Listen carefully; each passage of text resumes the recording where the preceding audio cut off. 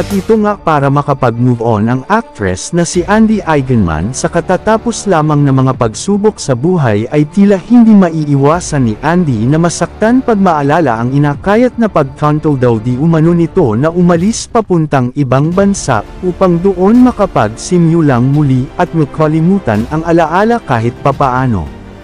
Paraan daw ito ni Andy upang makaiwas na rin sa sakit na nararamdamang kalungkutan sa ngayon dahil para kay Andy ang panahon na siguro ang gagawa ng paraan upang maghilam ang mga sugat sa kanyang puso. Ang desisyon ito ni Andy ay pansamantala lamang sapagkat sariwa pa sa kanyang alaala ang mga nangyari at kailangan din itong makapagmuni-muni upang makapagsimulang muli ng panibagong buhay.